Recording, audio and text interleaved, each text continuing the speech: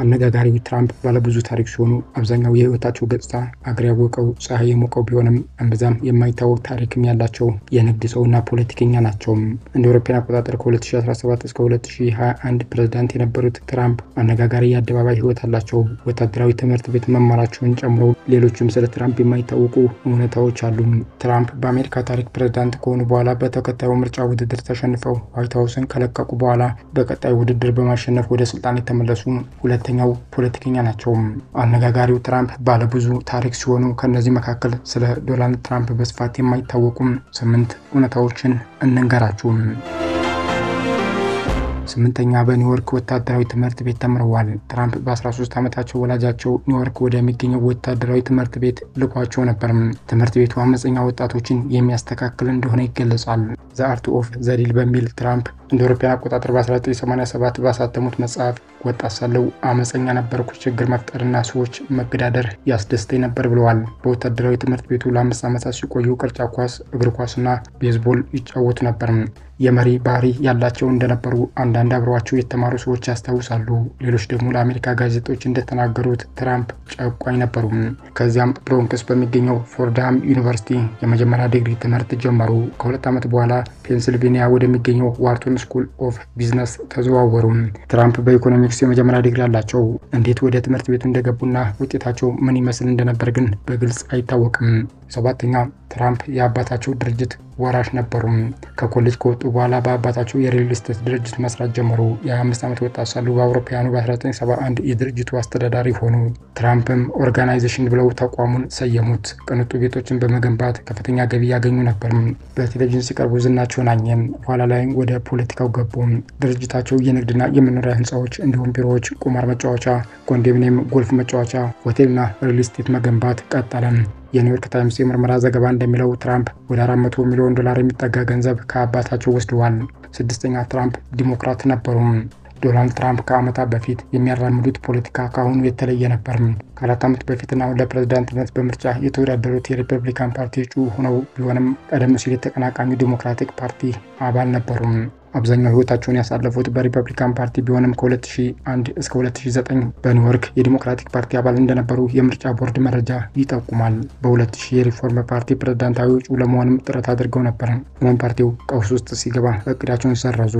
5ኛ ትራምፕ ጽንስ ማቋረጥ ላይ ያላቸውን አቋም በተደጋጋሚ ቀይረዋል። እንደ አውሮፓውያን አቆጣጠር በ1999 ከኤምቢሲ ሚት ዘ ፕሬስ ከተባለው ፕሮግራም ጋር ባደረጉት ቆይታ ትራምፕ የሴቶችን ምርጫ ደግፋለሁ ብለው ነበር።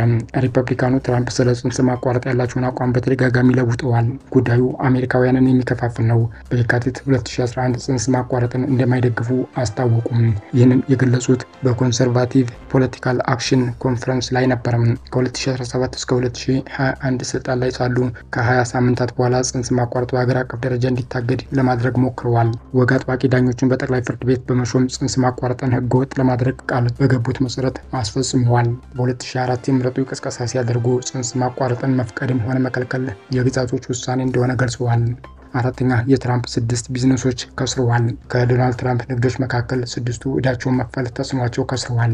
እነዚህም በአትላንቲክ ሲቲዋ ኒው ጀርሲ ይገኝ የነበረው ትራምፕ ታጅ ማሃል ካዚኖ በ1991፣ በአትላንቲክ ሲቲ ይገኝ የነበረው ትራምፕ ካስል ካዚኖ በ1992፣ በአትላንቲክ ሲቲ ይገኝ የነበረው ትራምፕ ፕላዛ ኤንድ ካዚኖ በ1992፣ በኒውዮርክ ይገኝ የነበረው ፕላዛ ሆቴል በ1992 ይጠቀሳሉ።